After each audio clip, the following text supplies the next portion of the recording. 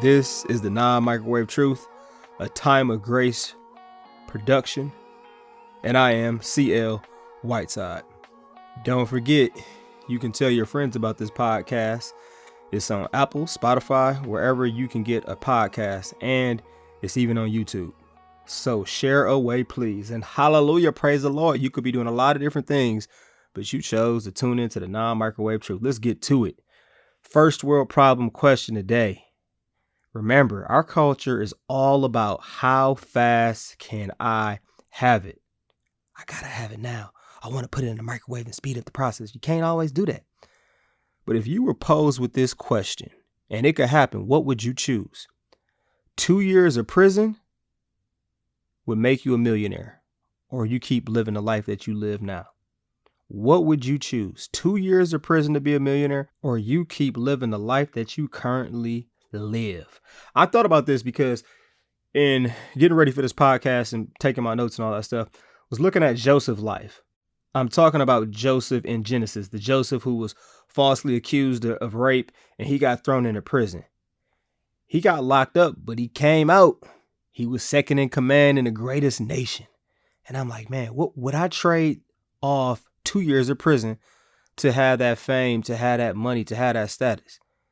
And I'm just like, nah, I wouldn't do it. I wouldn't trade that in. I wouldn't do it. I don't want to be locked up with the thugs and the killers and the psychopaths. I'm too little and cute to be in prison. You feel me? I'm just kidding. Well, not really, but no, I don't think I would trade it. What would you do though? Would you take 2 years of prison, and when you get out, you are guaranteed millions of dollars? And when I say prison, I'm talking about you in prison with everybody else. The hard code nosed criminals. Like, this is not like, oh, I get to be by myself. No, you got to do time just like everybody else with everyone else. What would you choose? I know some of you are thinking, I would just keep my head down and just move along like everybody else. But somebody's going to try you in prison. I mean, maybe they won't, but I don't want to take that risk. Let me hear from you on Instagram or Twitter. My handle is ChampionLife23. I want to hear this. I really want to hear what you think. 2 years of prison, and the trade-off is you get to be a millionaire when you get out. And this is our first world problem. It is dinner time.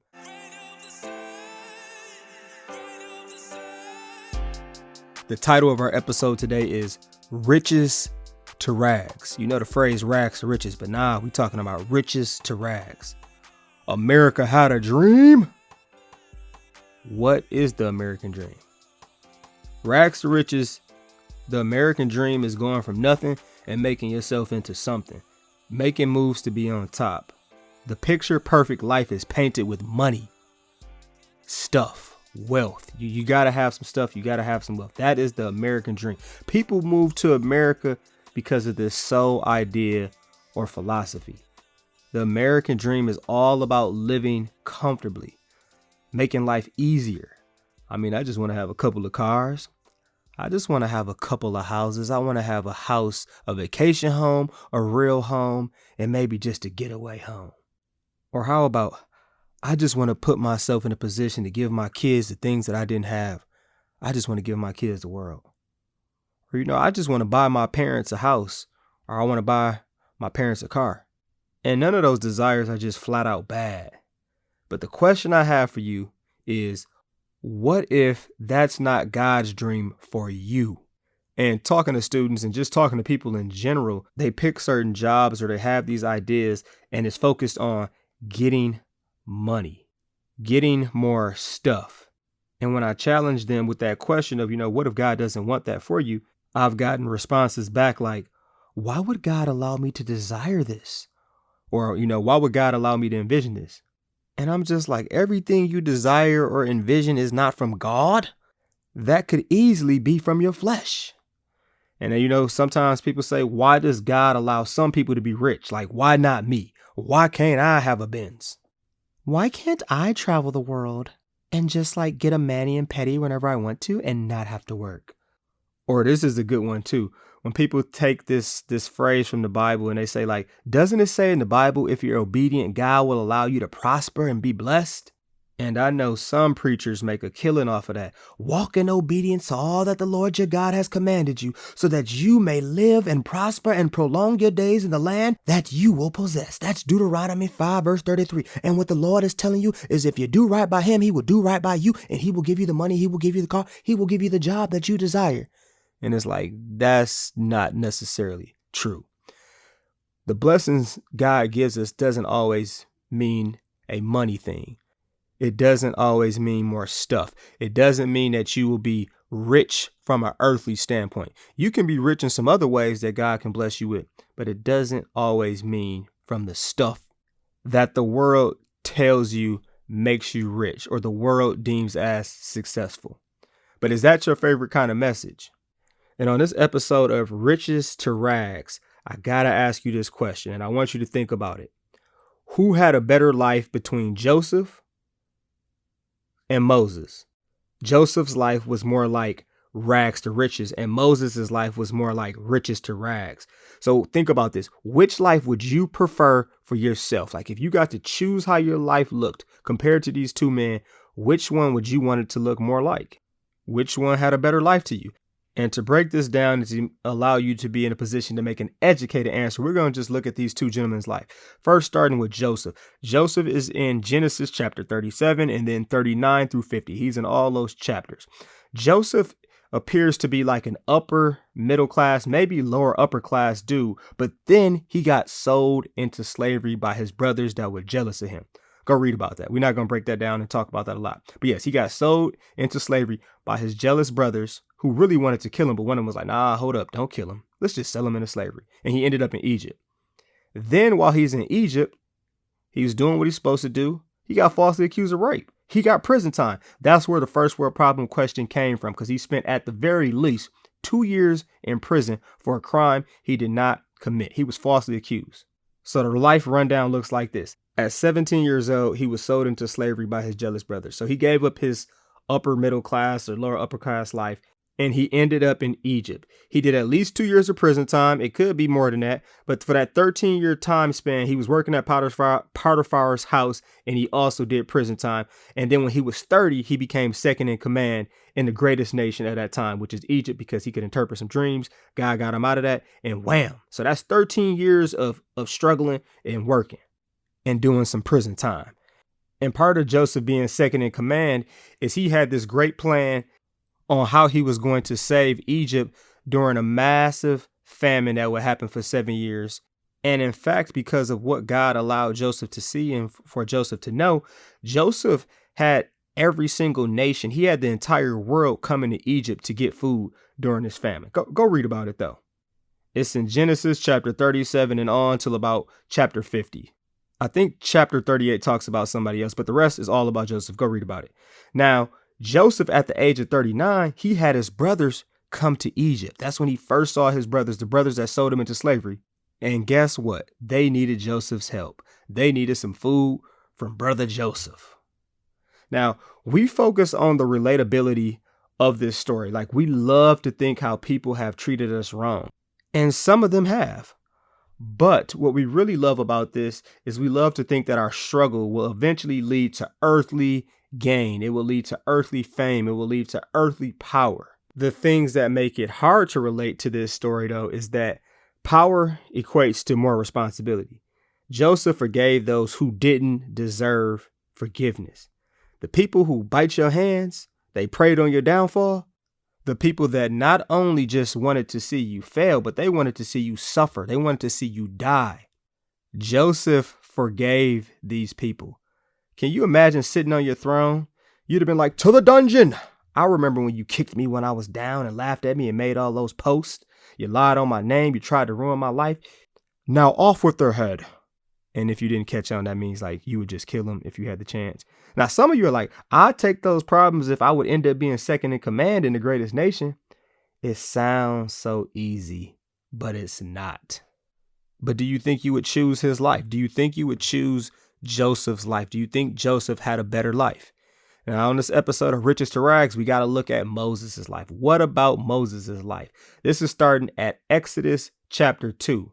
Moses' first 40 years is believed to have lived in the palace and in the comfort of being in Pharaoh's family. Because if you remember, Moses was adopted by Pharaoh's daughter.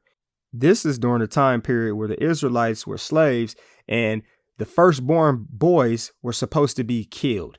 But Moses' mom didn't do that. She threw him in a basket. Pharaoh's daughter ended up finding him in the Nile River, raised him like a prince. And you know that's nothing but God. And the rest is history. But it appears that Moses lived the life of a prince or of royalty for 40 years. But then Moses goes off and kills a man. He lost his cool, trying to help his people, and he beat a dude to death. And he says, you know what? I need to flee. I need to get up out of Egypt because they're going to do something to me. And he went to Midian, where he was there for 40 years being a shepherd. So my man went from royalty to being a shepherd. While he's there, remember he's there 40 years, he encounters a burning bush where God is talking to him and says, bring my people out of Egypt. And you know, Moses was a little hard-headed, but he does it eventually. He was able to perform miracles. He was a major vessel God used. Like, just go read about it. It starts at Exodus chapter 2. But then Moses goes ahead. He leads the people out of Egypt. And then he wanders around in the wilderness for another 40 years. And if you're wondering, how did I get these numbers like 40 years? Because that's not in Exodus. That's actually in Acts chapter 7. It breaks down Moses' life and gives some details, especially time range details. That's Acts chapter 7. Now, some things that people may love about Moses' life, or I should say that the world would love about Moses' life, is that Moses leaves a legacy. He's talked about in high respect when he's dead. He's known as a big time leader. And like in the New Testament, he's one of the main prophets that people bring up. Moses did this and Moses did that. Moses' law. Like Moses was that dude. Now, there are some things that we might not like about Moses' story, or that the common person might not like about Moses' story. Like if you compare him to Joseph's story, Joseph, he got sold into slavery because of jealousy. Like he had some haters. You know how that is. But with Moses, he was away from his people for 40 years because of a sin. Now, how many of us would like to admit that we are away from our family or our people because of a sin that we chose to do? Like, we don't want to talk about that. But despite that, of course, Moses is forgiven. Moses bounces back. And when you look at this, Moses' story doesn't have that feel good ending like Joseph's story. So Moses went from riches to rags. All this stuff happened in the middle. And then he wanders the wilderness for 40 years. And Moses gets so close to entering the promised land. But you know what?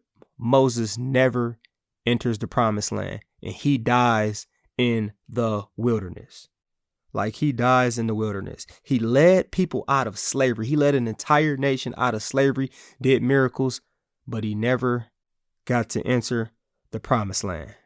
So let's do a resume comparison. And I'm not going to say whose resume this is. I'm just going to read off the resume. Okay. Perform miracles, could take his staff and turn it into a snake. He could put his hand in a cloak and it would come out and his hand would have leprosy. He led Israel out of slavery. He crossed the Red Sea. He wrote down the 10 Commandments. In the New Testament, he's mentioned. He was there for Jesus's transfiguration, seeing Jesus in all his glory. He was one of the few people that were actually there. It's like 3 different places this is in the Bible, but I'll give you one of them, which is Matthew 17, verse 1 through 3.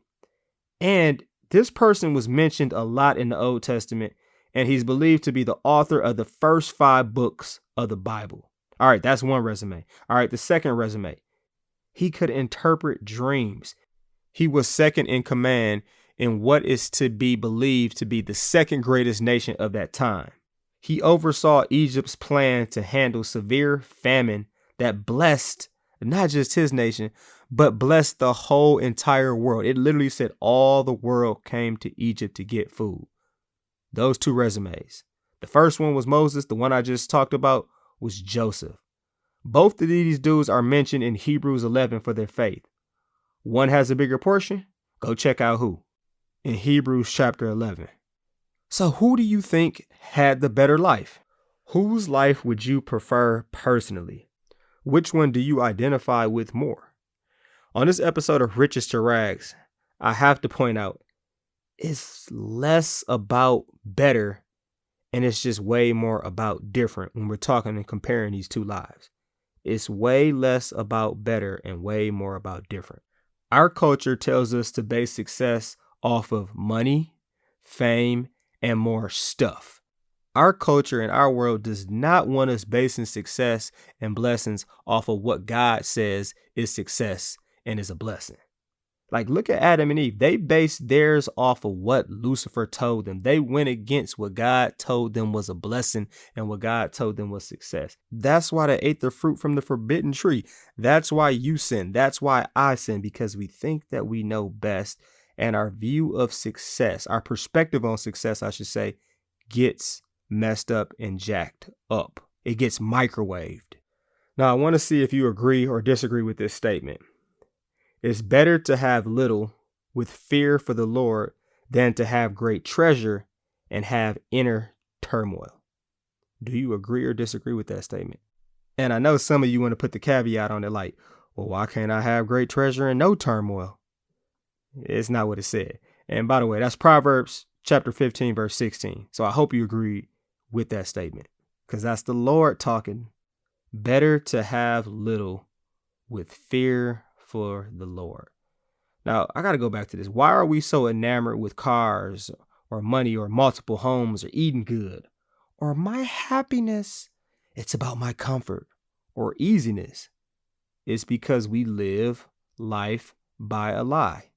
That lie being the world's better is better than God's better. I'll say that again. The world's better is better than God's better. That's a lie that the enemy wants us to take to heart to destroy us and to destroy our relationship with Christ.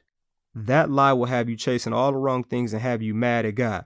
Why don't you give me a car? Why didn't you bless me with this? Or why didn't you bless me with that? And I know some of you might have figured this out while listening, that there's not a better life when it comes to Moses and Joseph. Like there's really no better life between the two. But I do think there's a preference we're geared to favor through the message of our world. And I think a lot of people would say Joseph's life is better because he had the worldly pleasures and he had the great storybook ending, right? That ain't the life of everyone, though. And what Proverbs chapter 15, verse 16 gets at that how we automatically assume that more wealth and earthly pleasures at our fingertips equates to the less problems that we have. But going from riches to rags isn't bad if you have the Lord. Have you ever heard someone or said yourself, I ain't Jesus. I wouldn't have given up my spot on the throne and been born in something like a barn and had to suffer and die? Just think about that though. Jesus went from riches to rags because he loves you and he loves me. I love the story of Jesus, but I'm not trying to live the whole thing. I want to be able to get a little paradise in this world. I want some heaven now, you feel me? And that's human nature. We just can't put that over pleasing, obeying, and serving God. And my closing message for you is this. We can get so caught up on being rich, on being famous or being known, especially with time limits that we put on. And what I mean by that is, all right, by the age of 25, I want to have 50,000 in the bank. By the age of 30, I want to have, you fill in the blank. You get the point.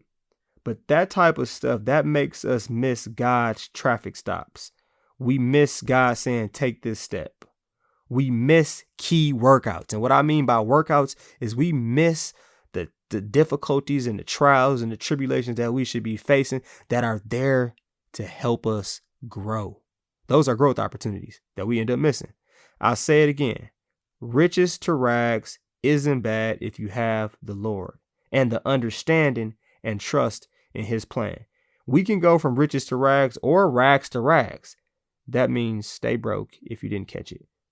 On this earth and not fear this because God can obviously bless us in ways that money can't touch, like being rich with family or friends, good health, impacting generations, changing people's lives, and or living out our purpose and filling up our cups every day with meaning.